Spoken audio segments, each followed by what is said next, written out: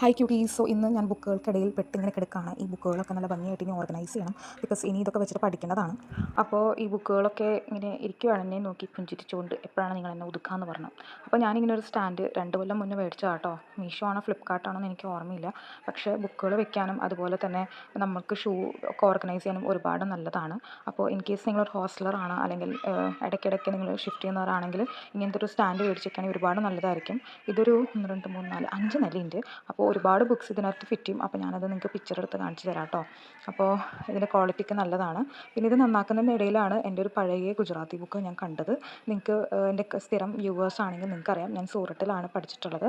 അപ്പോൾ എൻ്റെ ഒരു 7ാം ക്ലാസ്സിലത്തെ ബുക്കാണ്. അപ്പോൾ ഈ ഭാഷയൊക്കെ നിങ്ങൾക്ക് വായിക്കാൻ പറ്റുന്നുണ്ടോ? ഇത് ഞാൻ 6ാം ക്ലാസ്സിലാണ് ആദ്യമായിട്ട് ഗുജറാത്തി ഞാൻ പഠിക്കുന്നത്. ബാക്ക്ഗ്രൗണ്ടിൽ നല്ല വോയിസ് ഉണ്ടെന്ന് അറിയാം, അപ്പോൾ പ്ലീസ് എക്സ്ക്യൂസ് ഫോർ ദാറ്റ്.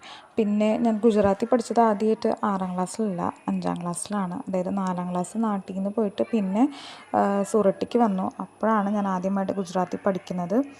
ഇതെന്നെ പഠിപ്പിച്ച ഒരു ആൻറ്റിയാണ്. പുള്ളിക്കാരി ജോലി കഴിഞ്ഞ് വന്ന് ഇതിന് വേണ്ടി എന്നെ പഠിപ്പിക്കാനൊക്കെ ഇതിന് വരും. Full credit goes to her. പുള്ളിക്കാരി നന്നായി പഠിപ്പിച്ചുകൊണ്ടാണ് ഈ ഭാഷ ഇപ്പോഴും നന്നായി പറയാനും സംസാരിക്കാനും സാധിക്കുന്നത്. Next thing is about if you ever get chance, നിങ്ങൾക്ക് സൂറത്തിൽ പോകാൻ ഒരു എക്സ്പ്ലോർ ചെയ്യാൻ കിട്ടുകയാണെങ്കിൽ യു മസ്റ്റ് വിസിറ്റ്. ഒരു ബ്യൂട്ടിഫുൾ ആയിട്ടുള്ളൊരു സ്റ്റേറ്റ് ആണ്.